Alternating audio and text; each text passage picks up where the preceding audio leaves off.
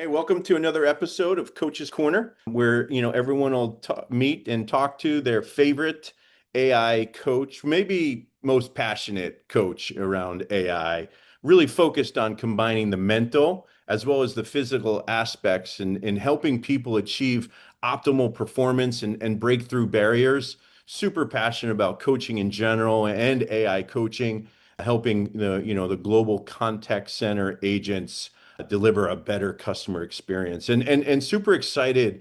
Today we have Nick Sproles with us, and Nick it comes from has his fame was created out of the University of Florida as well as Winter Park, Florida. And so I think Nick, I know you're an MVP.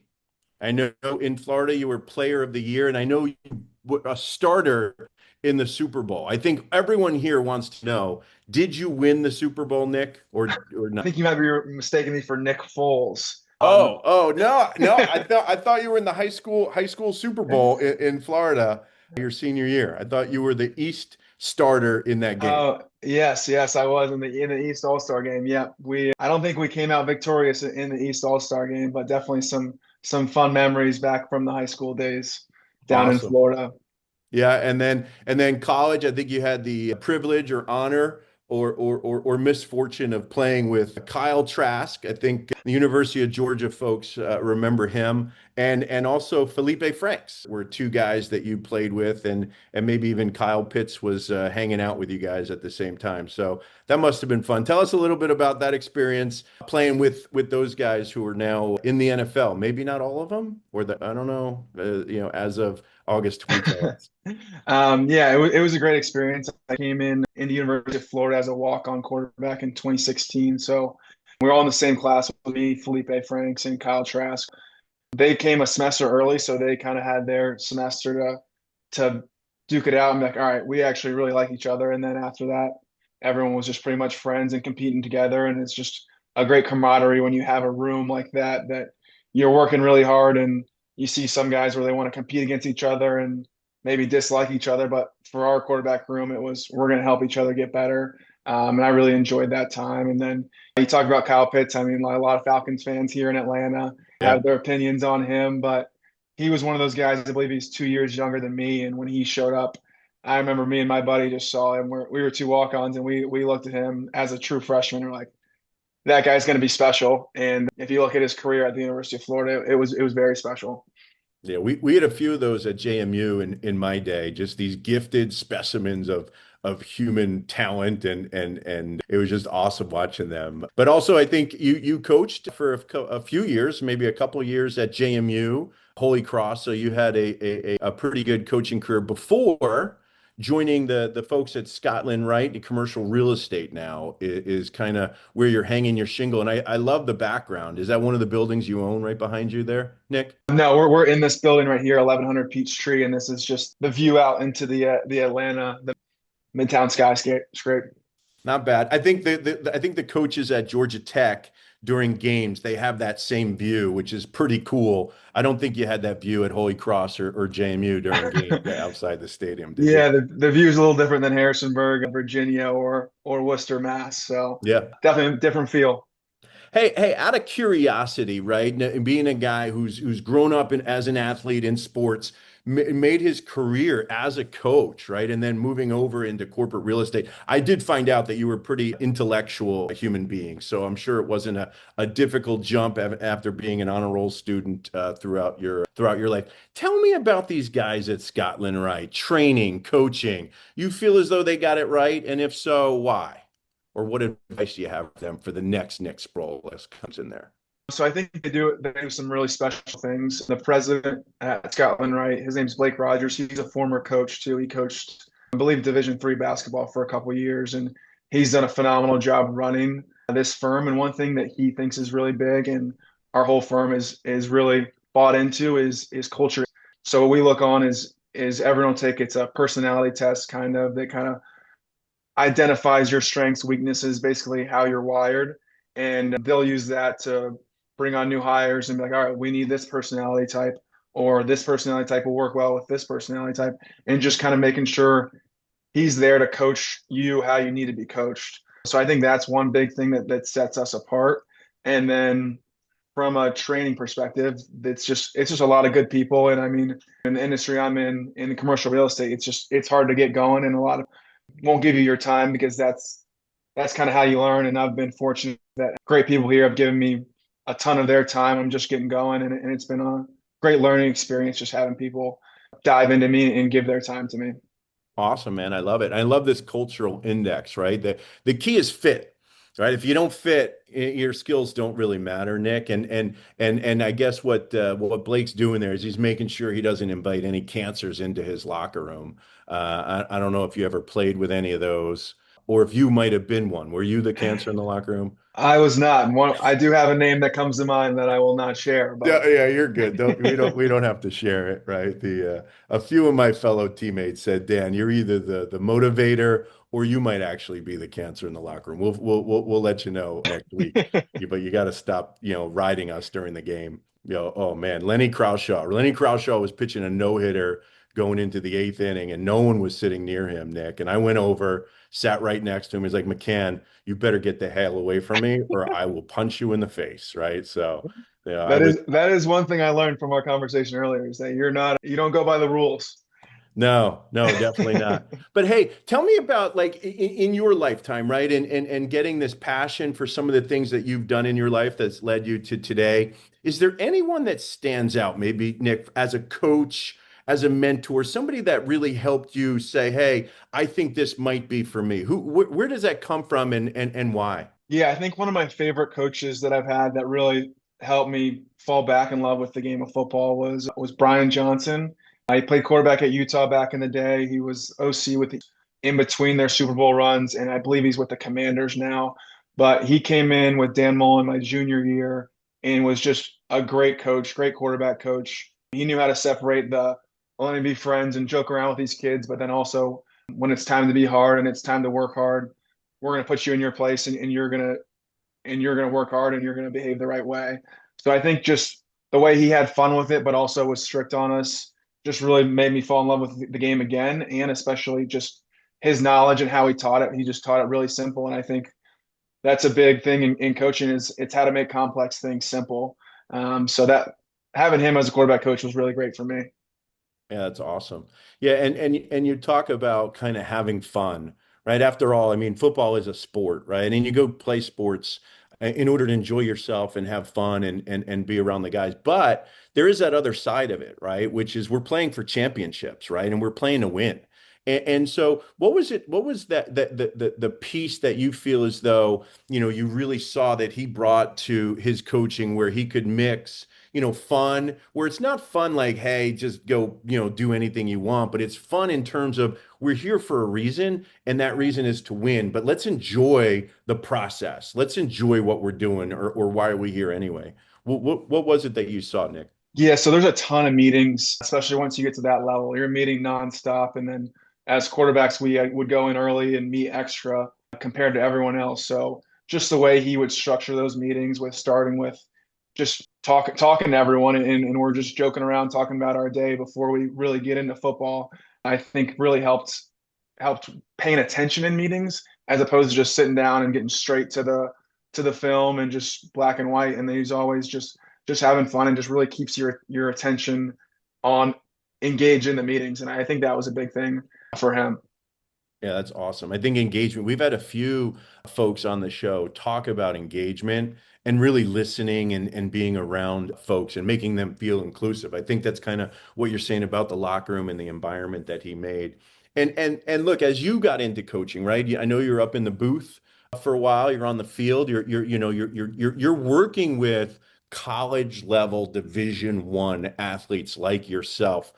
Tell us a little bit about, the difference between skill building, right? And teaching these folks, either advanced skills or maybe even reinforcing the fundamentals of what talent they brought to the table versus like becoming a better teammate, right? And maybe even game planning. The difference between those two things and as you were developing athletes and working in hard to develop great teams, both at Holy Cross and James Madison. Yeah, I think the big thing, I mean, you think about development, there's always going to be technical things, whether it's footwork, what they're doing with their arms, arm angles, as far as quarterbacks go, where you just kind of tweak that. but it's a ton of repetition, and the more reps you get at it, the better you'll be. So there's parts of that where you try to develop them and help just get them to the next level. But I think a huge part of everything is developing their confidence. I mean, if you look at kids across 18 to 22-year-old kids in college football, they have an immense amount of pressure on them. And just being able to instill confidence in themselves, I think, is a huge part of everything there. So that was pretty much the big thing with development as far as talent goes, and then as far as confidence. And I think you mentioned a little bit, but the big thing is also being able to develop them as leaders and being able to have them be a good human being, and they're the ones that are leading the team in the locker room, where it's like, all right, you got to pick up your trash, you got to do the small things, you got to say hi to everyone in the building. It doesn't matter if they're the janitor or the head coach, and just kind of instilling that in them, I think, are the big three things you kind of try to develop in the athletes.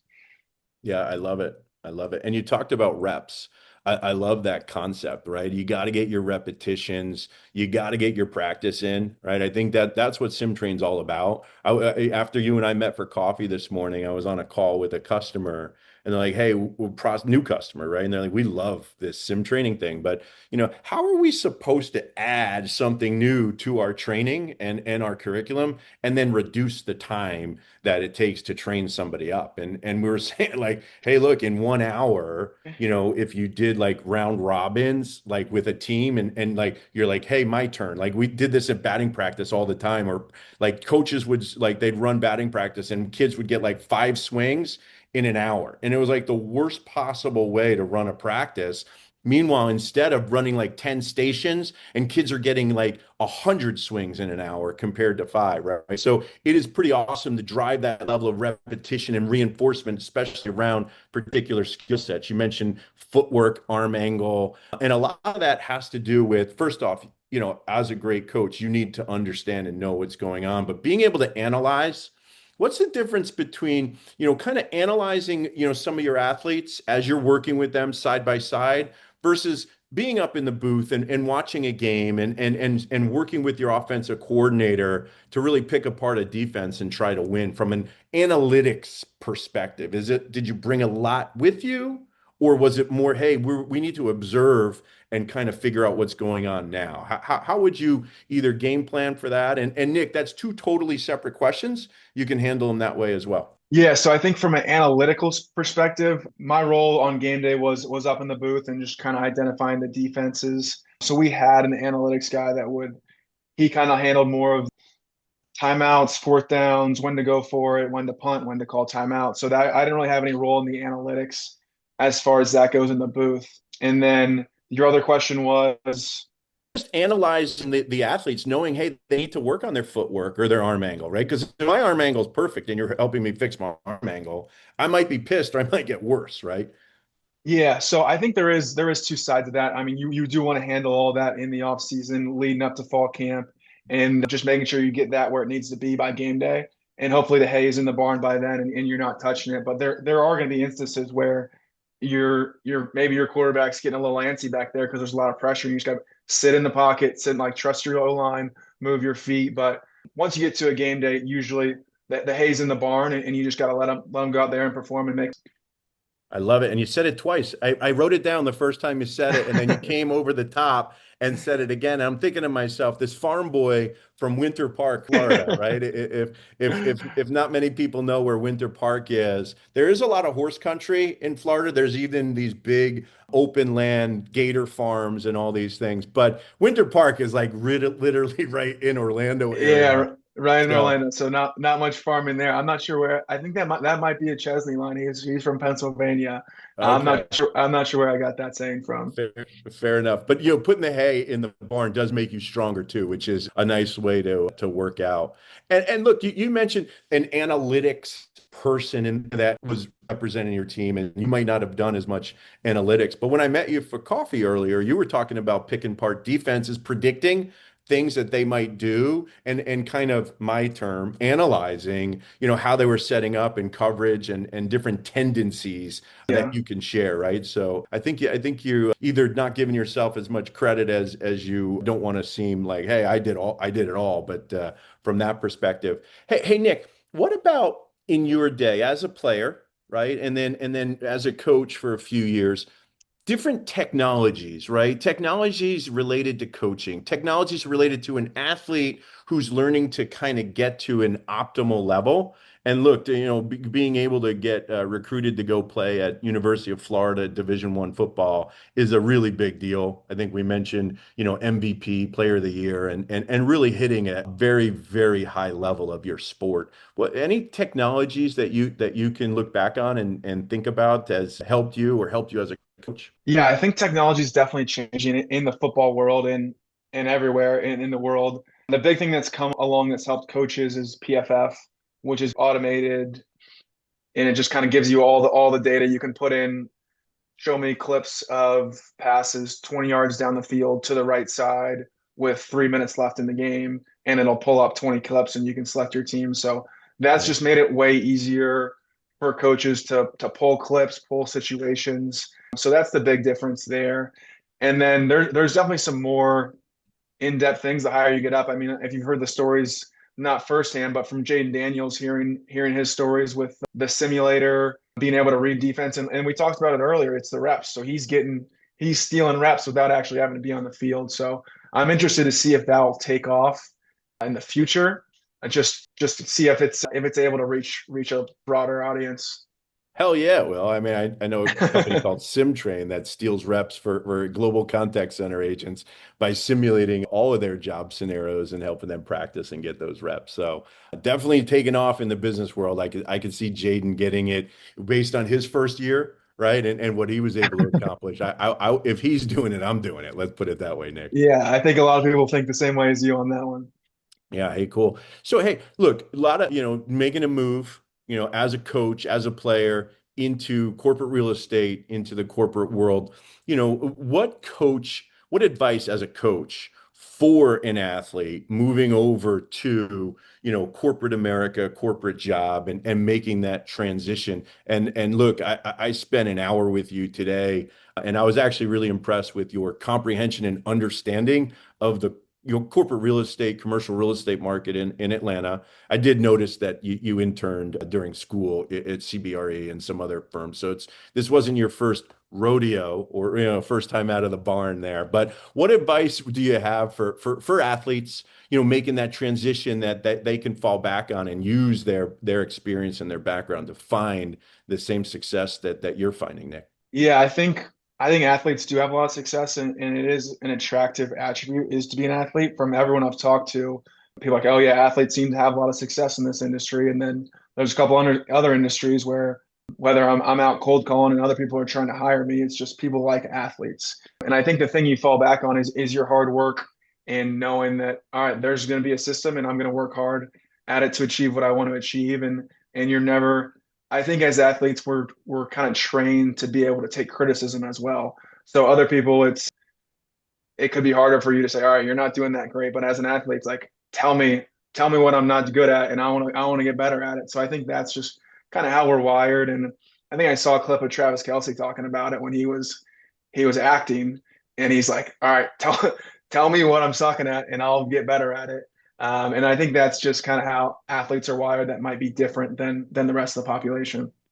Yeah, no, it is actually a pretty awesome situation there. And what you're talking about is the ability to learn and want to learn from failure, right? And from things that might not be going well, right? It's not just being successful in mastering your sport or mastering your job. It's putting yourself out there. So not just getting practice reps, but as you're in and performing every single day, those cold calls that you mentioned, thinking about, okay, how do I get better? How do I improve? How do I up level? And you talked about bringing people in and making yourself coachable. I think that's a huge attribute. I know Blake is going to have to fight for you, in the future to keep you. I'm sure a lot of folks are going to be out there looking to say, hey, this guy cold calling me is amazing. I definitely I wouldn't mind him working for me. So I do probably think that has a lot to do with your background, right? Education as well as coaching and some of those skills. Hey, talk about background and Sproles. Tell us something. And I looked you up, as you can tell, checked out the high school days, Winter Park, checked University of Florida, James Madison, Holy Cross. There's a lot of stuff I can go find out about Nick Sproles online, which is kind of cool, right? Especially when you get older, by the way, and you look back, that doesn't go away, Nick. So that'll always be out there. That said, tell us something we can't find out about you online. Maybe it's a fun fact, Nick, something some people don't know about Nick Sproles. Okay, that's a tough question. Let's think. Something people don't know about me. I got a couple magic tricks up my sleeve on Ooh. the deck, so that's something that people don't usually see. I was out with some buddies in Atlanta, and we ran into a magician doing card tricks on the side. I'm like, let me let me borrow the deck and see if I can do a trick, and I pulled it off, and he was like, all right, show me how you did that. So I The was the pretty magician said, the "Show me how you magician. did it." Yeah, he said it to me. So Nice. that's one of my prouder moments that people probably wouldn't expect. And I really only have one trick, but I think it's pretty decent. So that's one thing that I think people can't really just kind of guess about me. But yeah, you're right. A lot of things are on the internet, so it's tough nowadays. I'll take the one trick pony thing, and I can't give up on this hay in the barn, right? Metaphor, but if being a one trick pony, Nick, the thing is, you don't need 20 tricks. You just need to do your one trick the right time for new audiences all the time, and you're a genius. So Exactly. yeah. And I did spend about 6 months in Oklahoma, so maybe some of the rodeo and barn metaphors are coming from there. Yeah, how was that experience? It was great. So that was my, like you said, 4 years at Florida as a walk-on Yep. quarterback, and wanted a chance to go play. So I ended up going to a Division II school out in Oklahoma, and was excited to be the starter for a year. And then COVID came in and canceled the season, unfortunately. But a lot of great people out in Oklahoma. Definitely an interesting experience. That stinks. Sorry about that. I too was a walk-on. I mentioned before you were a scholarship player at Florida, so I didn't do great research, Nick. And thanks for letting everyone know that my research wasn't good. But I too was a walk-on. But I will tell you, and talk about that one trick pony. I did just win the state championship in the state of Georgia last weekend for over 50 baseball. So Let's go. yeah. That's big I time. got all my buddies that went and played major leagues. I said, you guys were way better than I could have ever imagined being, but I played a lot longer. I still play today. So as an old man, like, yeah, we gave it up. We moved on, Dan, and we grew up. So you keep doing you. Never grow up. Never, Nick. Nick, this was fun. I really enjoyed getting to know you, talking to you, and appreciate you sharing some tidbits on and wisdom about coaching, right? And the things it takes to just not just to be a locker room player, right? Bringing up your team and being a great teammate, as well as having the skills and those fundamentals to succeed and maybe even exceed expectations, right? As you have done all throughout your career. Do you have, for our listeners, any ideas of maybe a good book they might want to consider, or maybe even a favorite movie, Nick? Yeah, I'm actually rereading right now How to Win Friends and Influence People. I think is a Love it. great book. I mean, we talked about it a little at coffee, just being able to ask questions and kind of understand what other people are thinking. And I think that's a great book that I think everyone should read. And then as far as my favorite movie, I'm going with the classic Shawshank Redemption. Nice. Awesome. Awesome. So look, a couple things that we picked up from Nick Sproles today. I think the key is stay humble. Nick didn't push anything too much. When you are an analytics person, don't let everyone know you are. Like, give other people the credit for the things that you might be supporting. Make sure you get your repetitions in. It's really important, and practice, and be a great team player, and a great colleague, and you'll go far in life. So Nick, thanks for the time today. Thanks for spending the time with us. And I look forward to getting down on the field during the Georgia State JMU game here in Atlanta, October 4th, right? Yeah. Thanks for having me. Go Dukes. Let's have a big year for JMU this year. I'm excited to watch. Run the table? Can they run the table? I mean, I could be an optimist, but I always believe. Yeah, knock on wood, Nick. All right, let's see it. Cool, man. Great talking to you. Have a good day, Nick. Thank you. Have a good one. Thank you. Bye, everyone. All right, cool. I was about to the first time I did this, I was like, boop, I clicked the leave button. I was like, oh, what happened? I was like, oh, I just left. So.